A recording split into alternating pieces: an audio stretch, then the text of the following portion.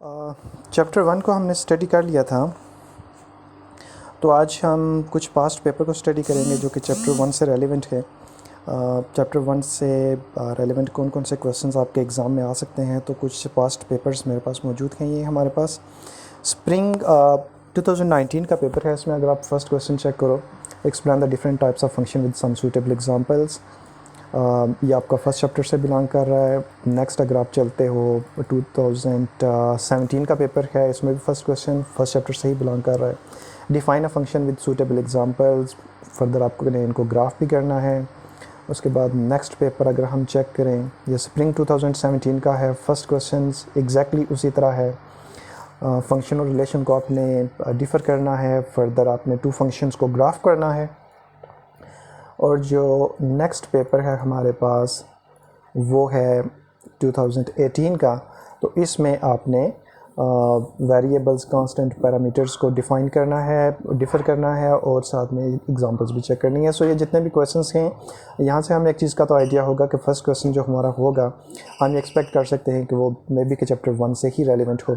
अब इनको हम सॉल्व किस तरीके से करते हैं, ये हमारे पास डिफरेंट टेक्निक्स हैं, उनको हम चेक करेंगे। क्वेश्चन नंबर 1, यहाँ पे जितने भी क्वेश्चंस हैं डिफरेंट पेपर्स में यहाँ पे मैंने अपलोड कर दिए हैं, इनको हम इंशाल्लाह आज सॉल्व करने की कोशिश करते हैं। सो सबसे पहले तो आप इसको इस चीज़ का आइडिया होना चाहिए। जो फर्स्ट क्वेश्चन था, लाइक इंपॉर्टेंट क्वेश्चन है, ये आपकी असाइनमेंट में भी था। Explain the different types of function with suitable examples, different functions को आपने एक्सप्लेन करना है और एग्जांपल्स भी चेक करनी है। So first thing you have to understand what is the difference between function and relation. So I think आप सब ही इक्वेशन से फैमिलियर हो गए। लाइक इक्वेशन और एक्सप्रेशन में क्या फ़र्क है? एक्सप्रेशन सिंपली आपके पास एक कोई ऑपरेशन हो सकता है, लाइक x+3, x+5, x+7, जबकि इक्वेशन में आप इक्वालिटी साइन यूज़ करते हो। सो हम यहाँ पे एक इक्वेशन यूज़ कर लेते हैं। कल भी हमने क्लास में इसको डिटेल से डिस्कस किया था, y=x। सो मैं लिंक डिस्क्रिप्शन में दे दूँगा। जिन लोगों ने फर्स्ट क्लास को मिस कर दिया था वो उसको दोबारा से चेक कर सकते हो। सो y=x, या अगर हम कोई भी x के ऊपर एक ऑपरेशन अप्लाई कर दें, लेट्स से कि हम x+7 कह देते हैं, राइट। सो ये हमारे पास एक रिलेशन बन जाएगा।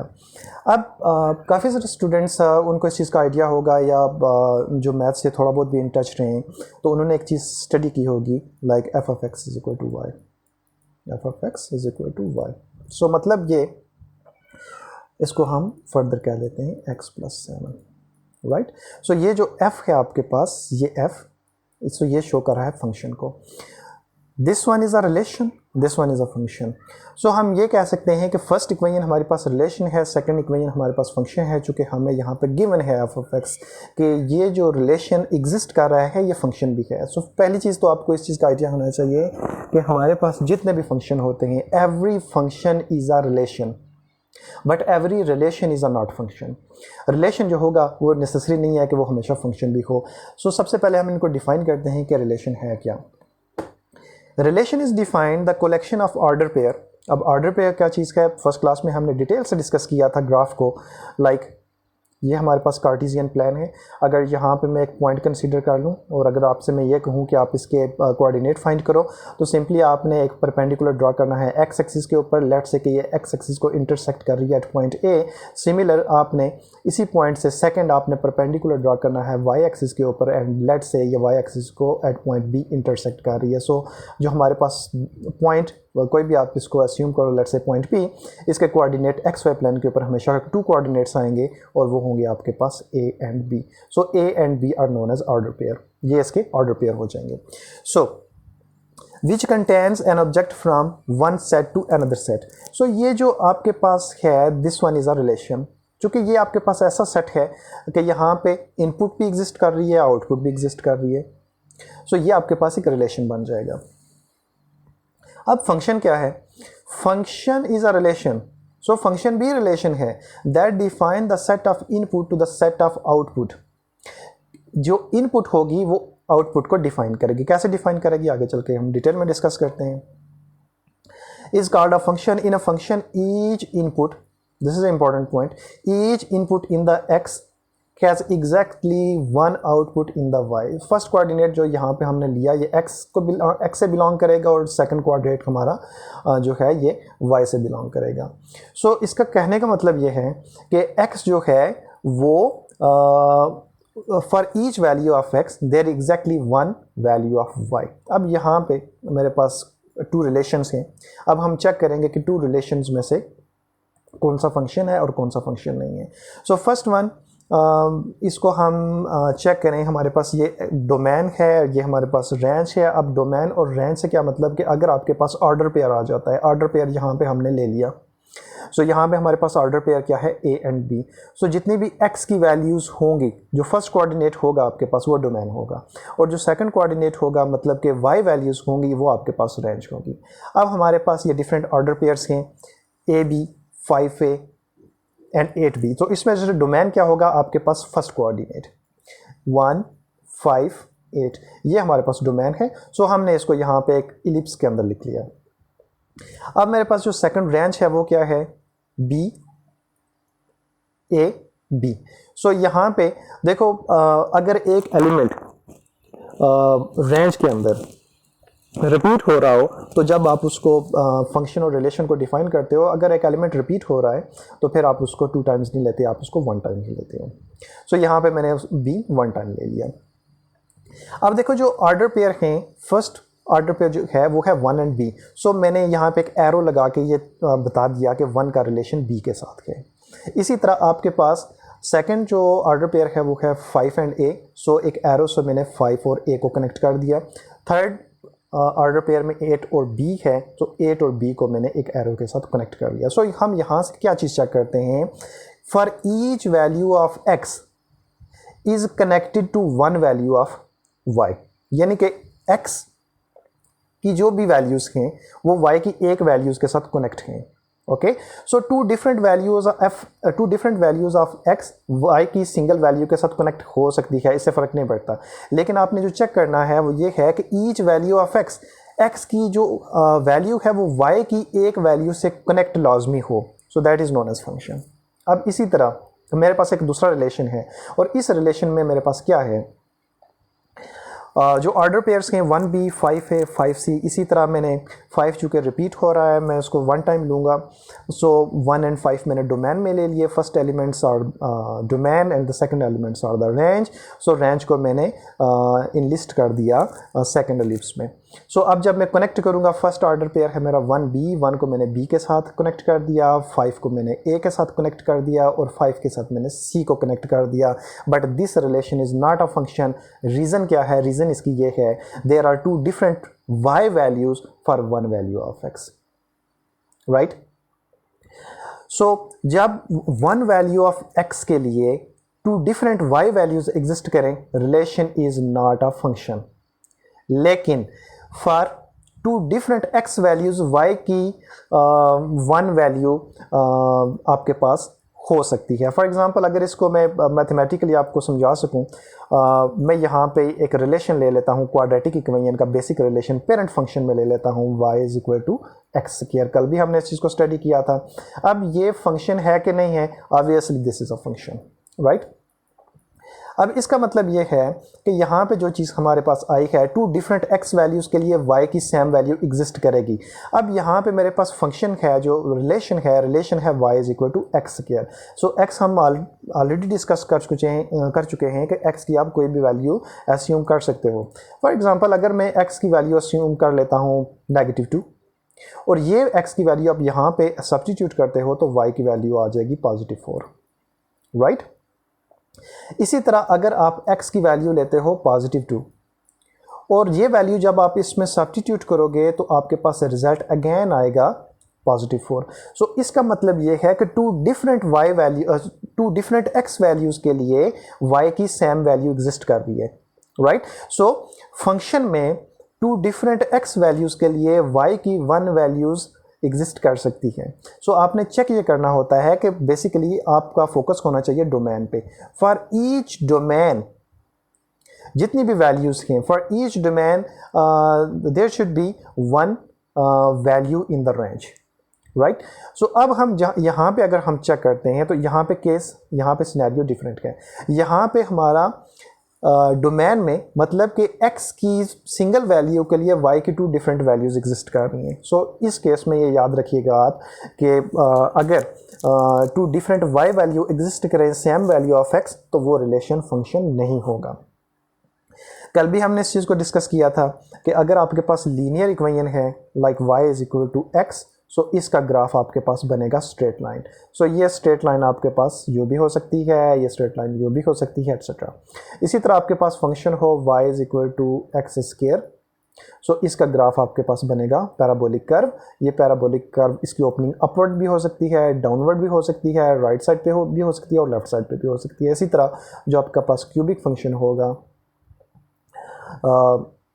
उसका ग्राफ कुछ इस तरीके से बनेगा। और यहाँ पे कोई भी आपके पास शेप हो लाइक स्ट्रेट लाइन हो, रेक्टेंगल हो, स्क्वायर हो, सर्कल हो, तो उसकी एक जनरल फॉर्म ऑब्वियसली एग्जिस्ट करती है। अगर मैं यहाँ पे एक सर्कल ले लूँ, सो सर्कल की जो इक्वेशन होती है वो होगी y square plus x square is equal to r square. अब ये जितने भी हैं ये सारे रिलेशंस हैं आपके पास। अब यहाँ पे ये फंक्शन है आपके पास, ऑफ कोर्स ये फंक्शन है एफ ऑफ एक्स, ये फंक्शन है आपके पास, ये भी फंक्शन है, ये फंक्शन है आपके पास, ये भी फंक्शन है, ये फंक्शन है, तो ये फंक्शन नहीं है। इसके लिए जो हम दूसरा मेथड यूज़ करते हैं, एक मेथड तो ये हो गया अगर आपके पास ऑर्डर पेयर हैं तो ऑर्डर पेयर में आप ये चेक कर लोगे, पहले आप उसको इनलिस्ट कर लोगे और लाइक नंबर्स हैं तो आप उसको ऑर्डर पेयर में इनलिस्ट कर लोगे और ये चेक करोगे अगर सेम वैल्यू ऑफ एक्स के लिए same different y value exist करें तो आपके पास फंक्शन होगा। लेकिन अगर सेम वैल्यू ऑफ एक्स के लिए डिफरेंट वाई वैल्यूज़ एग्जिस्ट करें, एक ही नंबर हो जो एक्स के अंदर, या इनपुट एक ही इनपुट के लिए टू डिफरेंट आउटपुट एग्जिस्ट करें, तो ये आपके पास रिलेशन जो होगा फंक्शन नहीं होगा। अब इसी तरह अगर मैं यहाँ पे एक सर्कल कंस्ट्रक्ट कर लूँ, लेट्स से कि मेरे पास सर्कल कुछ इस तरीके से आ जाता है, तो यहाँ पे क्वाड्रेटिक कर्व आपके पास यू भी हो सकती है, यू भी हो सकती है।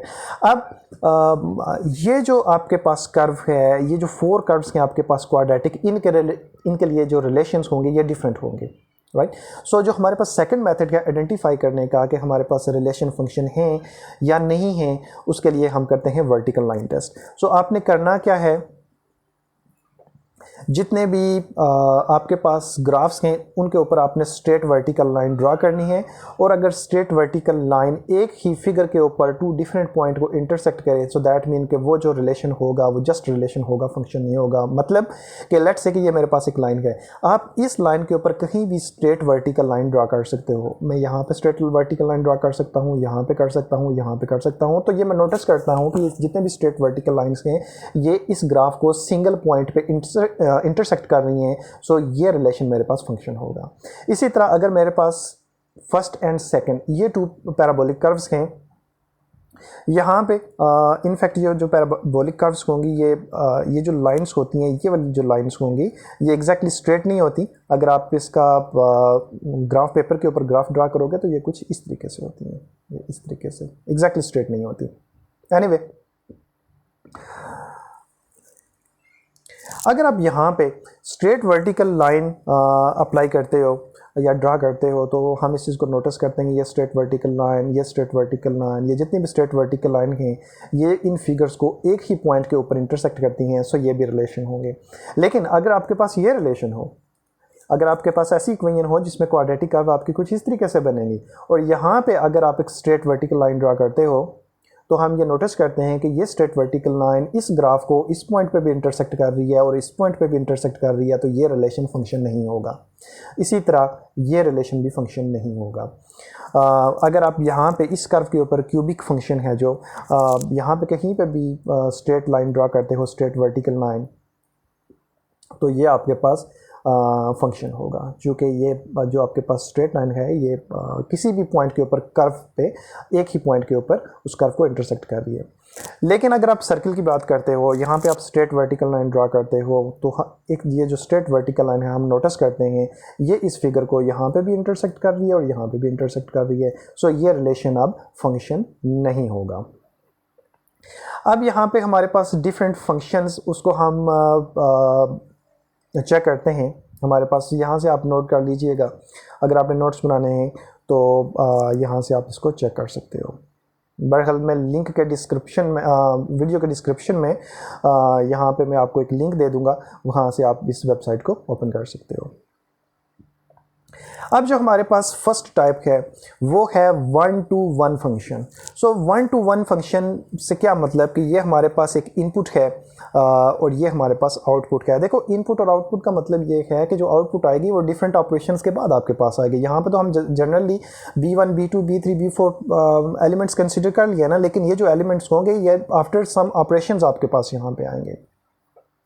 फॉर एग्जांपल आपके पास, मैं अगर आपको यहाँ पे एग्जांपल इसकी दे सकूँ, ये समझा सकूँ, तो आपके पास लेट्स से कि आपके पास एक इक्वेशन है y is equal to x square plus 3x x square plus 3x plus 7।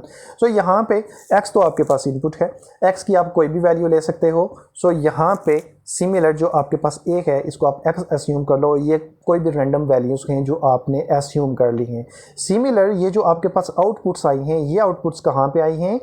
ये आउटपुट आई हैं जब आपने random value of x suppose की। फॉर एग्जांपल जब आप x 0 के इक्वल सपोज करोगे, 1 के इक्वल सपोज करोगे, 2 के इक्वल सपोज करोगे, 3 के इक्वल सपोज करोगे और ये वैल्यूज़ यहाँ पे सब्स्टिट्यूट करोगे तो y की डिफरेंट वैल्यूज़ आ जाएंगी। सो ये जो डिफरेंट वैल्यूज़ होंगी ये होंगी आपके पास आउटपुट, और ये आउटपुट यहाँ पे मेंशन है। सो 1-to-1 फंक्शन क्या है? इनके डिफरेंट नेम्स और भी हैं। 1-to-1 फंक्शन है, इसमें आपके पास each input is corresponding to 1 output, मतलब कि ईच इनपुट के लिए 1 आउटपुट स्पेसिफिक है। सो एक का कनेक्शन होगा B के साथ, A2 का कनेक्शन होगा B3 के साथ, A3 का कनेक्शन होगा B2 के साथ और A4 का कनेक्शन होगा B4 के साथ। तो मतलब ये कि अगर आपसे मैं ये कहूँ कि इसकी डोमेन और रेंज क्या है, तो इसकी डोमेन और रेंज A के तमाम एलिमेंट्स इसकी डोमेन होंगे और B के तमाम एलिमेंट्स इसके रेंज होंगे, राइट। सो 1-to-1 फंक्शन क्या है? ए function f A to B is 1-to-1 if for each element of A there is a distinct element of B। so A के हर एलिमेंट के लिए एक B के जो यूनिक एलिमेंट्स होने चाहिए, डिफरेंट यूनिक सिंगल एलिमेंट होना चाहिए, यूनिक वैल्यूज़ होना चाहिए। यह है 1-to-1 फंक्शन। इसी तरह मैनी-टू-वन फंक्शन, मैनी-टू-वन फंक्शन में अगर आप ये चेक करते हो, यहाँ पे जो आपके पास डोमेन है वो क्या है? A1, A2, A3 और जो रेंज है वो यहाँ पे जो एलिमेंट्स गिवन हैं वो है B1, B2, B3। लेकिन आप रेंज में आप एलिमेंट्स कौन से लोगे? एलिमेंट्स लोगे जस्ट B1 और B3, क्योंकि यहाँ पे फंक्शन की जो आइडेंटिटी है या जो डेफिनेशन है वो तो फुलफिल हो रही है, like each element of input connected to the output, right. So A1 input है, ये आउटपुट से कनेक्ट है। इसी तरह A2 इनपुट है, आउटपुट से कनेक्ट है। इसी तरह A3 इनपुट है, ये आउटपुट के साथ कनेक्ट है। सो यहाँ पे each value of input is connected to the output. So यहाँ पे हमारे पास इस फंक्शन को हम कहेंगे मैनी-टू-वन फंक्शन। मतलब ये कि आपके पास 2 इनपुट्स कनेक्ट हैं 1 आउटपुट के साथ। सो ये हमारे पास many to one function. So it's a function which maps 2 और मोर एलिमेंट्स ऑफ ए, यानी कि input more elements of A मतलब कि 1, 2 और मोर देन 2 इनपुट्स 1 आउटपुट के साथ कनेक्ट हो सकती हैं। सो ऊपर वाला जो फंक्शन था 1-to-1 फंक्शन, उसमें क्या था? उसमें each input is connected to other output, right? So single input is connected to single output in simple words you may say। लेकिन यहाँ पे क्या है? 2 or more than 2 inputs may connect to 1 output। so यहाँ पे इसको हम many-to-one function कहेंगे। उसके बाद है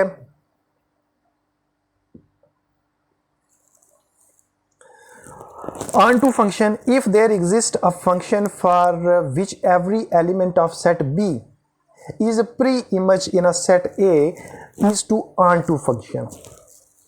अब यहाँ पे यार एक चीज़ जो है, ये फिगर जो है वो इनकोरेक्ट है। इनकोरेक्ट इस वजह से है कि हमने जस्ट ये कहा कि फंक्शन को हम कहते हैं कि जब सिंगल इनपुट के लिए सिंगल आउटपुट हो या डिफरेंट इनपुट्स 2 और मोर देन इनपुट्स के लिए आपके पास वन आउटपुट एग्जिस्ट कर सकती है। लेकिन हम यहाँ पे अगर इस चीज़ को नोटिस करें तो हमारे पास जो वन आउटपुट है लाइक A2, इसका रिलेशन अब B1 के साथ भी है और B2 के साथ भी है। ये फिगर गलत है, इसको आपने फॉलो नहीं करना। मैं आपको एक दूसरा फिगर यहाँ पे चेक करवा दूंगा, उसको आप चेक कर लीजिएगा। उसके बाद है one and onto function. So यहाँ पे भी a function f is one and onto are bijective. So functions के डिफरेंट नेम्स हैं, बाइजेक्टिव है, इंजेक्टिव है, वहाँ पे मैं आपको चेक करवा दूंगा दूसरे फंक्शंस भी। सो बाइजेक्टिव फंक्शन क्या होगा? Function f is one and onto are bijective function if function f is both one to one and onto function. In other words, function f associates each element of A with a distinct element of B and every element of B has a pre-image in A. So मतलब ये तो A का element basically तो आपके पास concept है वो है function, और वो ही कॉन्सेप्ट आपका रिपीट हो रहा है यहाँ पे। सो A का जो एलिमेंट होगा यानी कि ईच इनपुट होगी वो ईच आउटपुट के साथ या डिस्टिंक्ट आउटपुट के साथ कनेक्ट होगी। अब यहाँ पे जो ये फिगर है ये तो इनकरेक्ट है, इसको आपने कभी भी नहीं बनाना। यहाँ पे मैं आपको ये चेक करवा देता हूँ। फर्स्ट है आपके पास ये जो फंक्शंस हैं, यहाँ पे इसको आप अच्छे तरीके से चेक कर सकते हो। Relation is a function, relation function होगा if for every x in the domain there is exactly one y in the codomain. So मतलब कि जो डोमेन है आपके पास x वैल्यू है वो आउटपुट के साथ या y वैल्यू के साथ कनेक्ट हो। सो यहाँ पे या डॉट्स के साथ हमने शो किया है। सो यहाँ पे हम चेक कर सकते हैं कि जितने भी a के वैल्यूज़ हैं, जितने भी a फंक्शन में या a रिलेशन में आपके पास डॉट्स हैं वो b के साथ कनेक्ट हैं। सो b में जितने भी डॉट हैं ये बिजी हैं a के साथ। सो a के बिजी होने चाहिए, b के तो मैटर नहीं करता, क्योंकि यहाँ पे जो b का एलिमेंट है वो पेयर बना भी सकता है a के साथ और नहीं भी बना सकता, लेकिन a के मस्ट बनाने चाहिए। a के जितने भी एलिमेंट्स हैं वो b के साथ पेयर बनाने चाहिए। सो यहाँ पे भी वही चीज़, यहाँ पे उन्होंने vertical line through any element domain should intersect the graph of function exactly once. So जो चीज़ मैंने एक्सप्लेन की है कि वर्टिकल लाइन टेस्ट यहाँ पे आप अप्लाई करोगे और ये किसी भी फिगर के ऊपर किसी भी जगह पे ये सिर्फ सिंगल लाइन को ही कनेक्ट करना चाहिए। उसके बाद वन टू वन दूसरे यहाँ पे भी हमने इसको स्टडी किया था। One to one function, one and onto function, many to one function, और आई थिंक फर्स्ट वन जो है वो वन टू वन फंक्शन था, one to one function. So one to one function में भी है कि आपके पास ए के जो एलिमेंट्स हैं वो एग्जैक्टली इनपुट जो है ईच इनपुट है वो बी के साथ कनेक्ट है। अब यहाँ पे इन दोनों में डिफरेंस क्या है कि जो आपके पास वन टू वन फंक्शन है, not all the elements of codomain, मतलब कि जो ये जो रेंज है, not all the elements of codomain must be include in the range. So मतलब ये कि बी के जितने भी एलिमेंट्स के ये नेसेसरी नहीं है कि रेंज में शामिल हूँ। अगर हम यहाँ पे ये चेक करेंगे ये डॉट पेयर नहीं बना रहा, सो जब आप डोमेन और रेंज लिखोगे तो आप इसको इग्नोर कर दोगे क्योंकि इसका पेयर पार्ट नहीं है। सो इसी तरह ऑन टू फंक्शन पीछे भी आपने चेक किया। ऑन टू फंक्शन हमारे पास क्या है? All elements of codomain must be include in the range.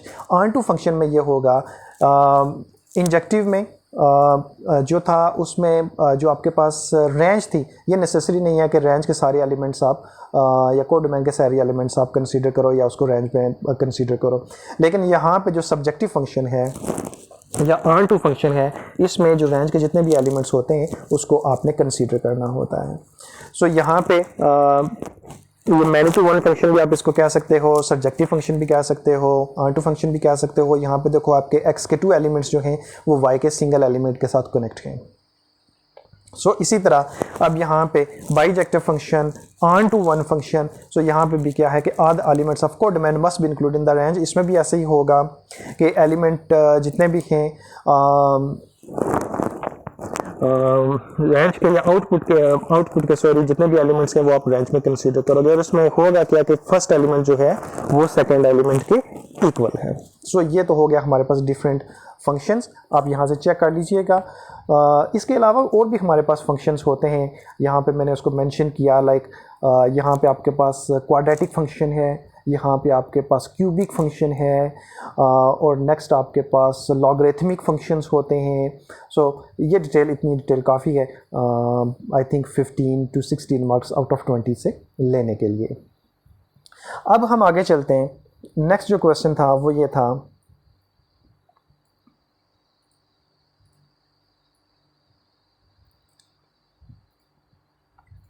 चूँकि इसमें अलजेब्रिक वर्क इतना नहीं है, तो अब ये टीचर की स्वाबदीद है कि वो आपको इसमें से फुल मार्क्स दे या 2-3 मार्क्स वो इसमें से डिटेक्ट भी कर सकता है। लेकिन अगर आपके पास इस टाइप का क्वेश्चन हो तो इसमें आप 20 आउट ऑफ 20 ले सकते हो। इसमें भी एग्जैक्टली वही है, define a function with suitable examples. So यहाँ पे हमने फंक्शन को डिफाइन कर दिया। फंक्शन है क्या, relation is said to be function when for each value of x there is a distinct y value. तो ये आपके पास फंक्शन हो जाए। So relation is said to be function.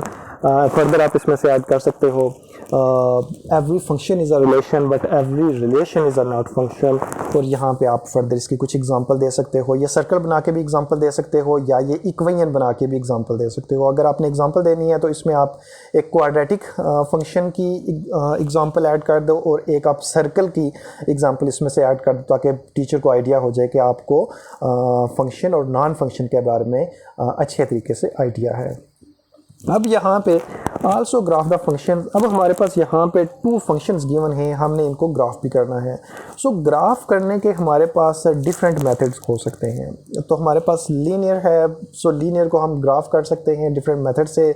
Like यहाँ पे आप टेबल वैल्यूज़ भी यूज़ कर सकते हो, स्लोप की स्ट्रेटजीज भी यूज़ कर सकते हो, इंटरसेप्ट्स भी फाइंड करके इसका ग्राफ ड्रा कर सकते हो। सो हमारे पास 3 डिफरेंट स्ट्रेटजीज हैं। जब आपके पास लीनियर इक्वेशन होगी तो आप उसका ग्राफ ड्रा कर सकते हो। इसी तरह ये आपके पास क्वाड्रेटिक है।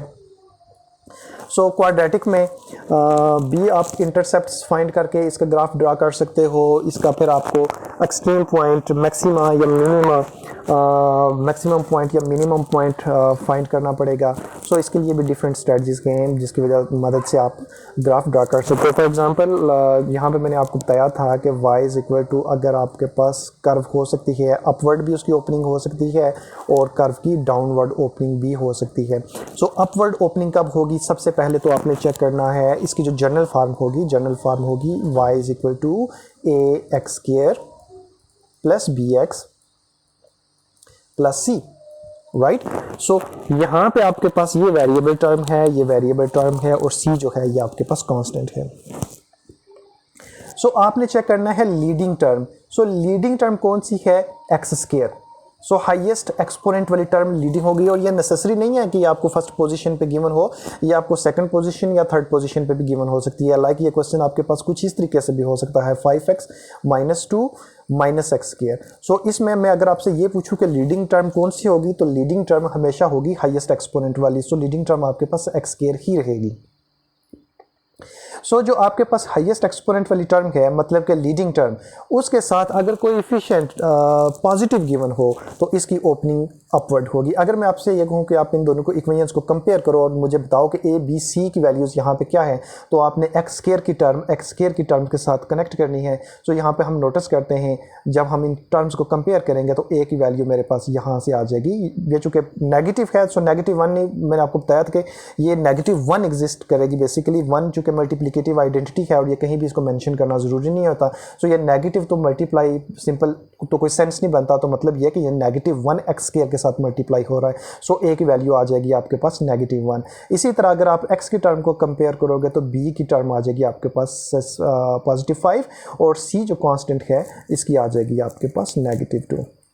सो अगर लीडिंग टर्म का coefficient, so a is coefficient of x², b is coefficient of x। Coefficient मतलब कि जब कांस्टेंट वेरिएबल के साथ मल्टीप्लाई करे, अगर तो कांस्टेंट सिंगल फॉर्म में एग्जिस्ट करे तो उसको हम कांस्टेंट ही कहते हैं। लेकिन कांस्टेंट आपके पास न्यूमेरिकल वैल्यू हो सकती है, लेकिन अगर न्यूमेरिकल वैल्यू किसी वेरिएबल के साथ मल्टीप्लाई करे तो फिर वो उसका कोएफिशिएंट बन जाएगा। सो फाइनली अगर लीडिंग टर्म का कोएफिशिएंट नेगेटिव है तो इसकी ओपनिंग होगी डाउनवर्ड। अगर लीडिंग टर्म का कोएफिशिएंट पॉजिटिव है तो फिर पैराबोलिक कर्व की ओपनिंग होगी अपवर्ड। सो पॉजिटिव हो तो अपवर्ड, नेगेटिव हो तो डाउनवर्ड।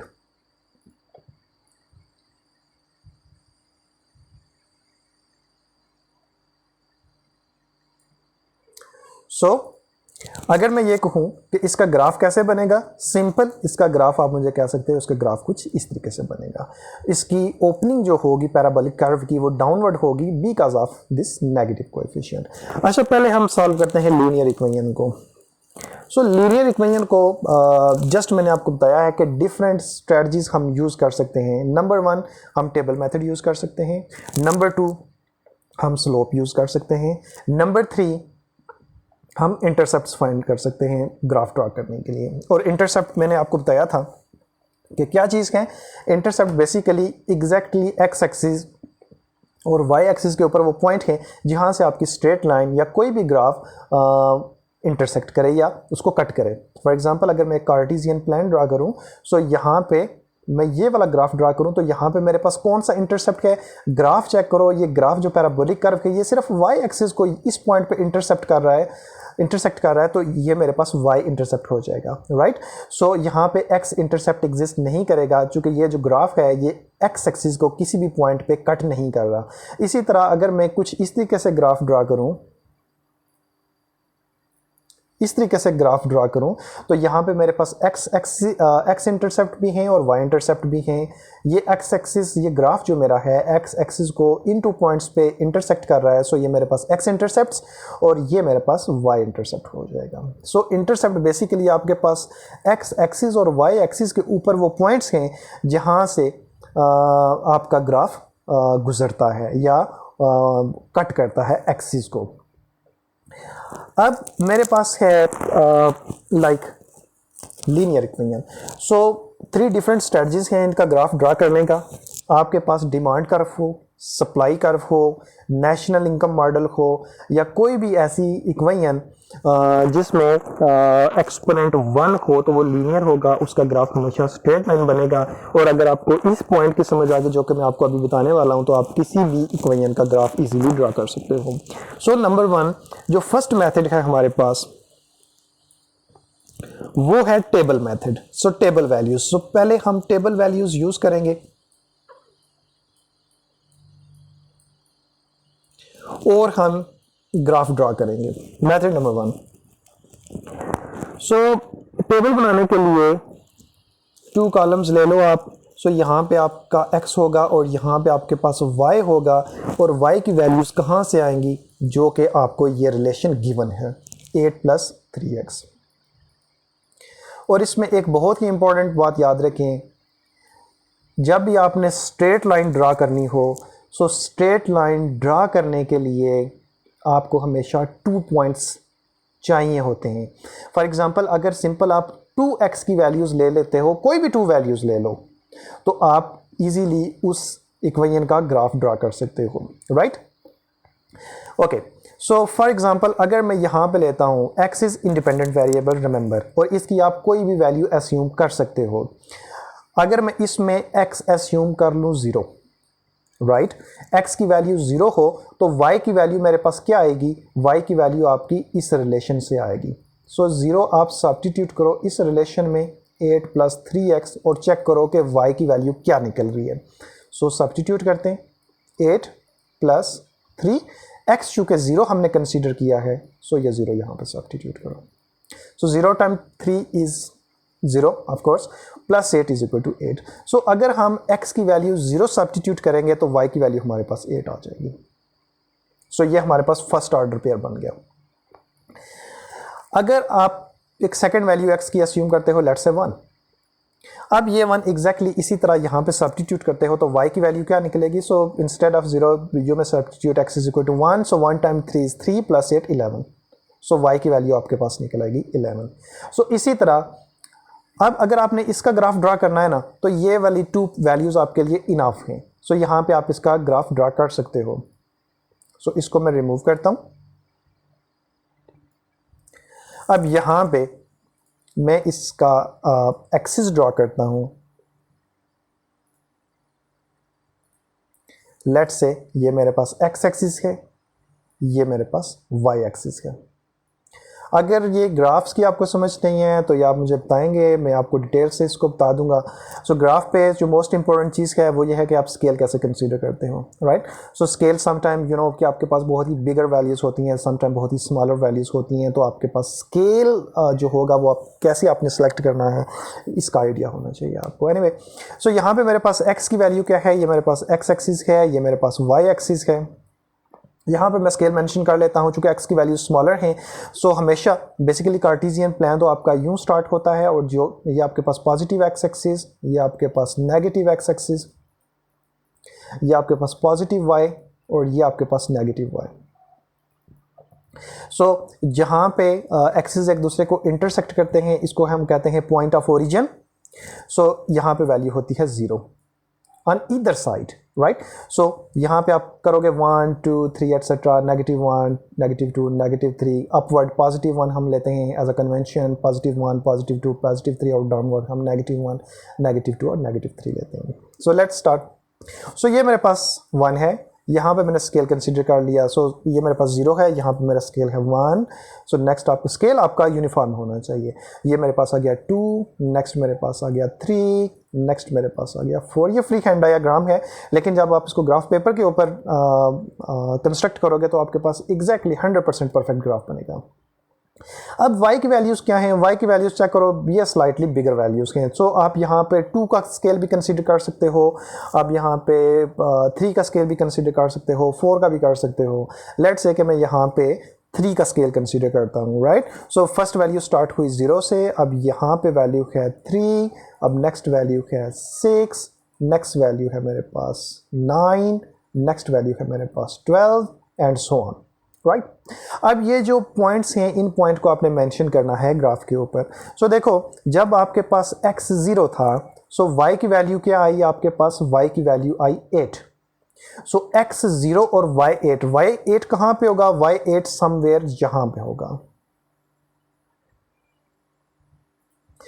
सो आपने ये आइडेंटिफाई करना है कि ये ऑर्डर पेयर कहाँ पे एग्जिस्ट करेगा।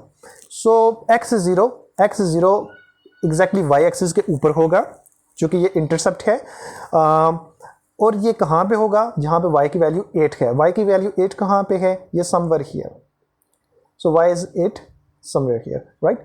सो यहाँ पे ये जो पॉइंट है ये आपके पास आ गया 0 और 8। सो एक पॉइंट आपने यहाँ पे इसको आइडेंटिफाई कर लिया। इस पॉइंट की वैल्यूज क्या हैं, 0 और 8, राइट। अब नेक्स्ट पॉइंट को आपने आइडेंटिफाई करना है। नेक्स्ट पॉइंट क्या, x इज इक्वल टू 1, और जो आपके पास y की वैल्यू है वो है 11। x इज 1, x1 कहाँ पे है, यहाँ पे।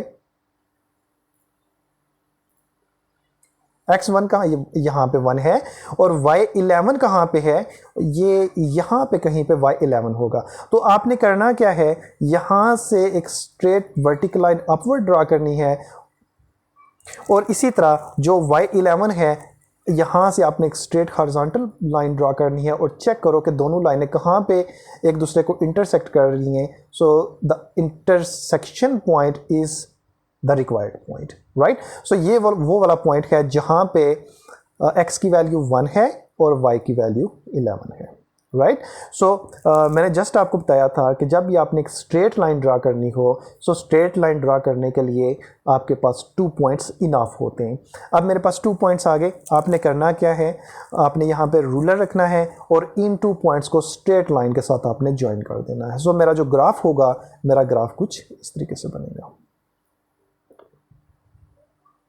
ये मेरा ग्राफ बन गया, और ये आपका जो 8 मार्क्स यहाँ पे, अगर इस क्वेश्चन के 8 मार्क्स थे तो वो आपके 8 मार्क्स कंप्लीट हो गए। अब टीचर यहाँ से आपके 8 मार्क्स कट नहीं कर सकता, क्योंकि आपने सारी रिक्वायरमेंट्स पूरी की हैं। ओके, सो ये था method 1। Method 1, so once again, अगर तो आपके पास स्ट्रेट लाइन है ना, सो स्ट्रेट लाइन के लिए 2 पॉइंट्स इनफ होते हैं। सो यहाँ पे फर्दर पॉइंट्स भी आप ले सकते हो। यहाँ पे आप अगर 2 लोगे तो y की value against x equal to 2 क्या आएगी, अगर यहाँ पे 2 सब्स्टिट्यूट करते हो, 2 time 3 6 plus 18, 6 + 8 which is equal to 14। So ये पॉइंट भी आप मेंशन कर लो, जहाँ कहीं पे भी आएगा। सम नेगेटिव वैल्यूज़ भी आप कंसिडर कर सकते हो, इससे फ़र्क नहीं पड़ता। लेकिन जो बात आपने याद रखनी है, या जो काम वाली बात है, वो यही है कि एक स्ट्रेट लाइन ड्रा करने के लिए आप एटलीस्ट 2 पॉइंट चाहिए होते हैं आपको। ओके, सो इसको आप कंप्लीट भी कर लो, फ़र्क नहीं पड़ता। ओके, अब हम चलते हैं मेथड नंबर 2 पे। मेथड नंबर 2 जो है वो है हमारे पास intercept method.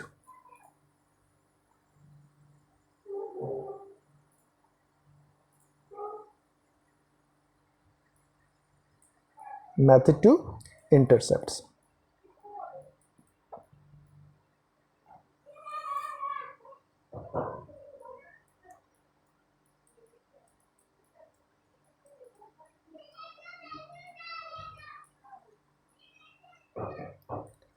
So once again equation हम जो हमें गिवन थी उसको हम कंसिडर कर लेते हैं। y is equal to 8 + 3x।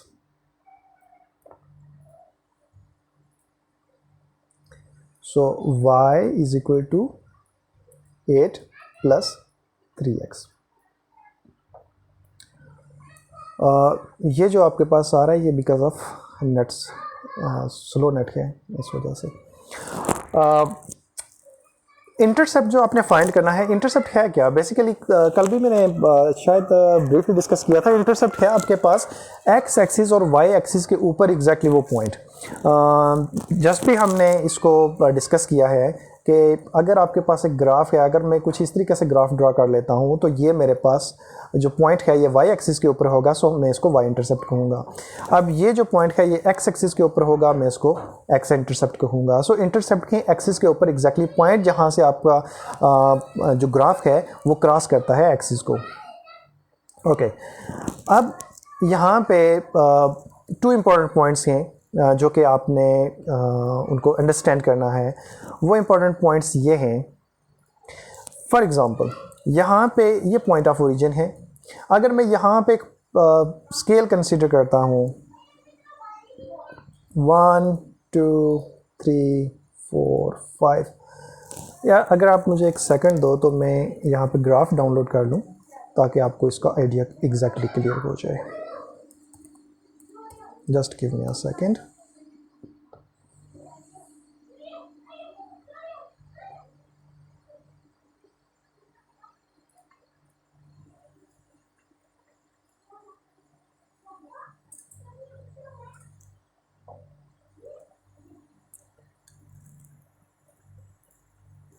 यहाँ पे चूँकि हमारे पास ऑलरेडी स्केल बना हुआ है,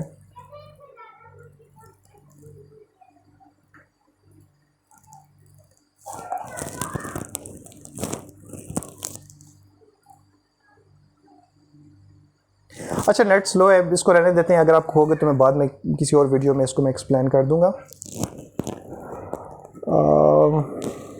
चलो इसको छोड़ें। इंटरसेप्ट फाइंड करना है तो आपने बेसिकली होता ये है कि लेट से कि ये मेरे पास कार्टेशियन प्लान है।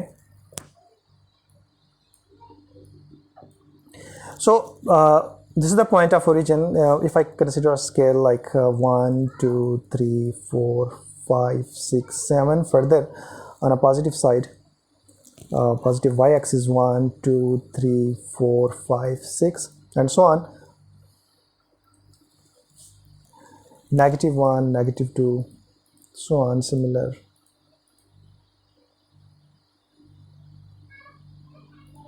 So अब मैं यहाँ पे एक पॉइंट कंसीडर करता हूँ। लेट्स से कि यहाँ पे पॉइंट कंसीडर करता हूँ। अगर आपसे मैं ये कहूँ कि आप मुझे इस पॉइंट की वैल्यूज़ बताओ, तो आप सिंपल क्या करोगे, एक परपेंडिकुलर ड्रा करोगे यहाँ पे और एक परपेंडिकुलर ड्रा करोगे वाई एक्सिस पे और आइडेंटिफाई कर लोगे कि इसकी वैल्यूज़ क्या आई हैं। सो इसकी वैल्यूज़ क्या हैं, x2 है 1 2 3 4, y की वैल्यू आपके पास 4 है। लेकिन अगर ये पॉइंट मैं एग्जैक्टली एक्स एक्सिस के ऊपर कंसीडर करता हूँ, मैं यहाँ पे कंसीडर करता हूँ और आपसे मैं ये कहूँ कि यहाँ पे मुझे इसकी वैल्यूज़ बताओ, तो इसकी वैल्यूज़ होंगी 1, x 1 है y की वैल्यू। इसी तरह y एक्सिस के ऊपर इंटरसेक्ट परपेंडिकुलर ड्रा करोगे तो वो ओरिजिन से पास करेगा, सो y की वैल्यू आ जाएगी आपके पास 0। इसी तरह अगर आप यहाँ पे मैं आपको कहता हूँ कि मुझे इसकी वैल्यूज़ बताओ, तो x की वैल्यू हो जाएगी 1 2 3 4 और y की वैल्यू क्या आएगी, अगेन y की वैल्यू 0 आएगी। और अगर आप यहाँ पे पॉइंट कंसीडर करते हो तो 5 6 7, एक्स की वैल्यू तो 7 आएगी बट वाई की वैल्यू 0 आ जाएगी। हम एक चीज़ नोटिस करते हैं कि अगर हम एग्जैक्टली एक्स एक्सिस के ऊपर पॉइंट्स कंसीडर करते जा रहे हैं तो हमारी एक्स की वैल्यू तो चेंज हो रही है लेकिन वाई की वैल्यू 0 है। इसी तरह अगर आप वाई एक्सिस के ऊपर पॉइंट कंसीडर करते हो, अगर यहाँ पे हम कंसीडर करें तो वाई की वैल्यूज़ यहाँ पे हम कंसीडर करें तो x की वैल्यू क्या होगी, अगेन आपने एक परपेंडिकुलर x एक्सिस के ऊपर ड्रा करना है जो कि ओरिजिन से गुजरेगा। तो यहाँ पे x की वैल्यू 0 हो जाएगी बट y की वैल्यू यहाँ पे 2 हो जाएगी। सिमिलर आप यहाँ पे कंसीडर करते हो तो x की वैल्यू अगेन 0 होगी और y की वैल्यू 3 4 5 6 7 हो जाएगी। सो हम यहाँ पे अगेन नोटिस कर रहे हैं कि अगर हम पॉइंट y एक्सिस के ऊपर ले रहे हैं, x तो 0 है लेकिन y की वैल्यू चेंज हो रही है। सो ये हमारे पास जो पॉइंट एग्जैक्टली एक्सिस के ऊपर ड्रा करें तो वो हमारे बन जाते हैं इंटरसेप्ट। वाइल अगर हम क्वाड्रेंट के अंदर उनको एस्यूम करें तो वो हमारे बन जाएंगे ऑर्डर पेयर्स बन जाएंगे। अब यहां से एक चीज तो हमें आइडिया हो गया कि अगर पॉइंट एक्स एक्सिस के ऊपर है तो वहां पे y की वैल्यू क्या होगी, y की वैल्यू हमेशा 0 होगी। सिमिलर अगर पॉइंट y एक्सिस के ऊपर है तो x की वैल्यू हमेशा क्या होगी, 0 होगी। सो हम ये चीज़ नोटिस करते हैं या हमारा कंक्लूजन ये है कि जब हमने x इंटरसेप्ट फाइंड करना हो, जब भी आपने x इंटरसेप्ट फाइंड करना हो तो आप हमेशा y को 0 के इक्वल सब्स्टिट्यूट करोगे। और अगर आप y को 0 के इक्वल यहाँ पे इस इक्वेशन में सब्स्टिट्यूट करोगे तो ये क्या आ जाएगा, ये इक्वेशन बन जाएगी आपके पास 0 is equal to 8 plus 3x। और यहाँ से आपने x इंटरसेप्ट या x की वैल्यू को आइसोलेट करना है या डिफाइन करना है या फाइंड करना है तो इसके लिए आप 8 you may subtract 8 from both side and further you may divide both side by 3, then x is in isolated form which equal to -8/3। और इसको आप डेसिमल में फाइंड कर लो कि डेसिमल में इसकी वैल्यू क्या हो जाएगी।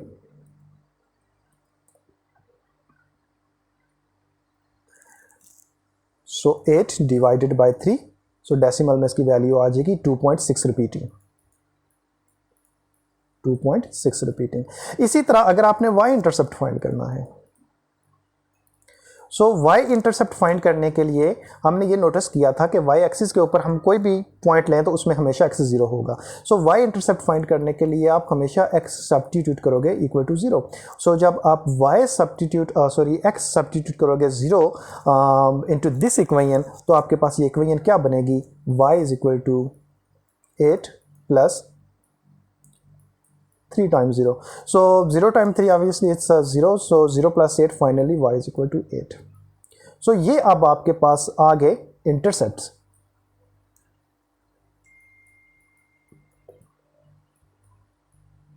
सो x इंटरसेप्ट क्या है आपके पास, नेगेटिव 2.6 और y इंटरसेप्ट क्या है आपके पास, पॉजिटिव 8। अब जब आपने इसका ग्राफ ड्रा करना है सो ग्राफ आपने कुछ इस तरीके से ड्रा करना है। अब देखो x आपको नेगेटिव वैल्यूज चाहिए तो आपने सबसे पहले तो कार्टेशियन प्लान ड्रा करना है। सो कार्टेशियन प्लान ड्रा करने के लिए आप ऊपर वाला भी ले सकते हैं। यहाँ पे मैं इसको एक न्यू कार्टेशियन प्लान ले लेता हूँ, फिर बाद में मैं आपको बताऊँगा कि ये कैसे एक ही ग्राफ यहाँ पे आपके पास आएंगे। सो यहाँ पे x की वैल्यू क्या है, नेगेटिव 2.6। सो ये मेरे पास हो जाएगा -1, ये -2, ये -3 आ जाएगा। और नेगेटिव 2.6 कहाँ पे एग्जिस्ट करेगा, यहाँ कहीं पे। y की वैल्यू क्या है आपके पास, y की वैल्यू है +8। सो +8 कहाँ पे आएगा, ये मेरे पास लेट से जो ऊपर वाला स्केल मैंने कंसीडर किया था, यहाँ पे मैंने 3 कंसीडर कर लिया, यहाँ पे मैंने 6 कंसीडर कर लिया और यहाँ पे मैंने 9 कंसीडर कर लिया। और पॉइंट कहाँ पे एग्जिस्ट कर रहे हैं, पॉइंट एग्जिस्ट कर रहे हैं x आपका है -2.6 जो कि यहाँ पे एग्जिस्ट करेगा, और y है आपके पास +8 जो कि यहाँ पे एग्जिस्ट करेगा। Once again you have 2 points, you may draw straight line और आपके पास ये ग्राफ इसका आ जाएगा।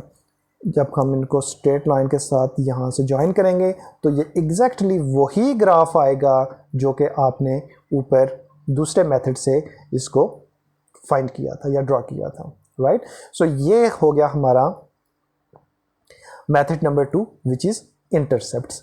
अब नेक्स्ट जो है नेक्स्ट मेथड नंबर 3 है आपको ये तीनों मेथड मैं इसलिए बता रहा हूँ कि आपने फॉलो एक ही करना है, ज़्यादा कर लें तो ज़्यादा अच्छी बात है, लेकिन कम से कम एक मेथड तो आए ना जो आपको इजी लगता है, आप उसको फॉलो कर लो।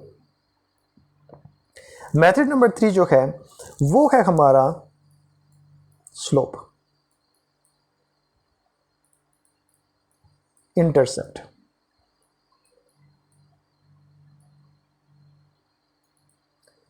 Slope intercept method. So once again हमारे पास इक्वेशन क्या थी? इक्वेशन थी y is equal to 8 plus 3x, y is equal to 8 plus 3x। अब मैंने आपको बताया था कि अगर वेरिएबल का एक्सपोनेंट 1 हो तो ऑफ कोर्स वो क्या होंगे, वो लीनियर इक्वेशन होगी, और लीनियर इक्वेशन की जो जनरल फॉर्म होती है वो है आपके पास y is equal to mx plus b. और एक चीज़ फर्दर हमने इसको डिस्कस किया था कि m जो है आपके पास ये है slope, while b is the y intercept. Remember this is y intercept not x intercept, b is y intercept. Okay अब हम क्या करते हैं, रीअरेंज कर लेते हैं इसको, इस फॉर्म में ले आते हैं। चूँकि हमारे पास x टर्म जो है वो फर्स्ट पोजीशन पे है, जब हम इसको रीअरेंज करेंगे ये आपके पास बन जाएगा y is equal to 3x plus 8। अगर हम इन दोनों इक्वेशंस को कंपेयर करें, राइट, जब हम कंपेयर करेंगे तो हम हमेशा लेफ़्ट साइड को, लेफ़्ट से सिमिलर टर्म्स को हम कंपेयर करेंगे। जब हम सिमिलर टर्म्स को कंपेयर करते हैं तो ये आपके पास कुछ इस तरीके से बन जाएगा। लेफ़्ट साइड में y है, ये y को कंपेयर कर लें, ओके। सो यहाँ पे x को x टर्म से कंपेयर कर लें तो यहाँ पे m आपके पास इक्वल आ जाएगा, m इज इक्वल टू 3। और m है कि आपके पास, m है आपके पास स्लोप। और y इंटरसेप्ट क्या है, जब आप कांस्टेंट को कांस्टेंट से कंपेयर करते हो तो y इंटरसेप्ट आ जाएगा आपके पास 8। अगर इस मेथड की समझ आ जाए तो आई थिंक ये मेथड सबसे इजी है। और बहुत से ऐसे हमारे पास हैं कंडीशंस आ जाती हैं जहाँ पे आप इंटरसेप्ट्स का मेथड नहीं यूज़ कर सकते, वहाँ पे फिर आप स्लोप का मेथड एग्जैक्ट 100% एग्जैक्टली ग्राफ लेने के लिए आपको फिर स्लोप का मेथड यूज़ करना पड़ता है। ओके अब यहाँ से स्लोप हमारे पास है 3 और जो y इंटरसेप्ट है वो है 8। अब slope basically once again slope है क्या? स्लोप जो है ना आपके पास, हमने लास्ट टाइम भी डिस्कस किया था, स्लोप सिंबल है इसका m, और इसका जो जनरल फार्मूला है वो है राइज ओवर रन। और राइज ओवर रन किसके इक्वल थे? ये थे delta y over delta x। लेकिन अगर हम नोटिस करें यहाँ पे स्लोप हमारा जस्ट 3 है। यहाँ पे मतलब कि ये, अब हम ये सोचेंगे कि यार ये y की वैल्यू है या x की वैल्यू है। सो पहले हम इसको यहाँ पे लिख लेते हैं, ये है हमारे पास एक होल नंबर, जबकि स्लोप हमारे पास एग्जिस्ट कर रहा है किस में? फ्रैक्शन फॉर्म में, और ये किस में है? Just a whole number. तो याद रखो कि कोई भी होल नंबर हो ना, उसको आप फ्रैक्शन फॉर्म में स्प्लिट कर सकते हो बाय डिवाइडिंग 1, राइट। सो 3 को अगर आप 1 से डिवाइड करो तो वो आपके पास 3 ही रहेगा, मतलब कि आपका स्लोप चेंज नहीं हो रहा। सो अब आपका स्लोप आ गया फ्रैक्शन फॉर्म में। सो हमारे पास होल नंबर था, उसको हमने फ्रैक्शन फॉर्म में कन्वर्ट किया बाय डिवाइडिंग 1। तो अब हमें ये आइडिया हो रहा है कि हमारा राइज कितना है? 3 है, और रन कितना है? 1 है। सो सम टाइम अगर तो आपको डेसिमल नंबर्स हों तो डेसिमल को आप फ्रैक्शन में इजीली कन्वर्ट कर सकते हो, सो राइज और रन का आइडिया हो जाएगा। लेकिन सम टाइम जब आपको स्लोप होल नंबर फॉर्म में गिवन हो या जस्ट एक नंबर गिवन हो तो फिर आप उसको 1 से डिवाइड करके फ्रैक्शन में कन्वर्ट कर सकते हो। अब ये स्लोप आपने अप्लाई किस पॉइंट से करना है क्वेश्चन, अब असल क्वेश्चन जो है वो यही है कि ये स्लोप आप कहाँ से इसको अप्लाई करोगे। सो वंस अगेन मैं यहाँ पे कार्टेशियन प्लान ड्रा कर लेता हूँ। कार्टेशियन प्लान मेरे पास कुछ इस तरीके से है। स्केल आप अपनी मर्जी से कंसीडर कर सकते हो। ये है 1 2 3 4 5 6 7 8। इसी तरह -1 2 3 4 5 6 7 8 1 2 3 आप 3 6 9 भी कंसिडर कर सकते हो, फ़र्क नहीं पड़ता। सो 1 2 3 4 5 6 7 8 9 10 11 12 और इसी तरह नेगेटिव साइड पे भी आपके पास स्लोप है। अब देखो यहाँ पे ये जो इक्वेशन है ना, ये हमें दो चीज़ें बताती है। एक तो हमें स्लोप बताती है और दूसरा बताती है वाई इंटरसेप्ट। वाई इंटरसेप्ट मतलब कि वो पॉइंट बताएगी जहाँ से आपका ग्राफ गुजरेगा, ठीक है। Because B is Y intercept, so मतलब कि आपका ग्राफ वाई एक्सिस के ऊपर पॉइंट 8 से गुजरेगा, राइट। सो 1 2 3 4 5 6 7 8। सो यहाँ पे, या अगर ऊपर आप इससे कंफ्यूज नहीं होना, आप इस तरीके से भी ले सकते हो, या आपके पास 3 है, या आपके पास 6 है, या आपके पास 9 है, 3 है, 6 है या 9 है, तो ऑब्वियसली 8 आपका यहाँ पे होगा। सो जो आपकी स्ट्रेट लाइन होगी वो यहाँ से गुजरेगी। सो इससे फ़र्क नहीं पड़ता आप स्केल क्या ले रहे हो, राइट। ओके, सो मैं वंस अगेन यहाँ से कंसिडर कर लेता हूँ। सो मेरा जो ग्राफ होगा वो होगा वो वाई एक्सिस के ऊपर 8 से गुजरेगा। ओके, सो इसका मतलब ये है कि मेरे पास 8 तो रीजनेबल पॉइंट है, ये वो वाला पॉइंट है जो कि लाइन के ऊपर एग्जिस्ट कर रहे हैं। अब मैंने दूसरा पॉइंट फाइंड करना है। बेसिकली जितने भी मेथड है ना, हम सब में 2 पॉइंट्स ही फाइंड कर रहे हैं, 2 पॉइंट्स ही कंसिडर कर रहे हैं। अब मैंने दूसरा पॉइंट फाइंड करना है, और दूसरा पॉइंट मैं कैसे फाइंड करूंगा, वो मैं फाइंड करूंगा स्लोप अप्लाई करके।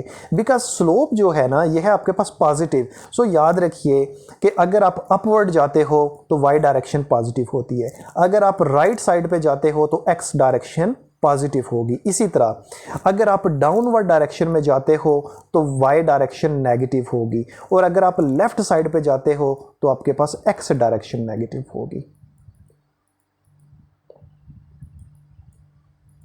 सो इस केस में चूंकि स्लोप पॉजिटिव है, इसका मतलब यह है कि मेरा राइज भी पॉजिटिव है और मेरा रन भी पॉजिटिव है। सो मतलब कि मैंने 3 अपवर्ड जाना है और 1 राइट जाना है। सो यहाँ पे स्लोप है क्या, स्लोप है राइज। कितना राइज, 3 राइज। सो आप यहाँ से 1 2 और ये 3 ये आपका स्लोप आ गया, ये आपका राइज हो गया। और रन कितना है, 1। सो 1 मतलब कि आपने जस्ट 1 यूनिट आगे जाना है, यहाँ तक, ये आपका 1 रन हो गया। सो यहाँ पे आपने स्लोप अप्लाई कर दिया और ये आपका रिक्वायर्ड पॉइंट है। इसी तरह again 3 rise 1 run, again 3 rise 1 run, और जब आप स्लोप अप्लाई करते हो तो वो आपके पास रिक्वायर्ड पॉइंट आ जाते हैं। सो 2 पॉइंट्स इनफ हैं, यानी कि स्लोप को आप 1 टाइम ही अप्लाई करो तो आपके पास सेकंड पॉइंट आ जाएगा। अब ये जितने भी पॉइंट्स हैं उनको आप ज्वाइन करो by straight line, by using ruler। सो आपके पास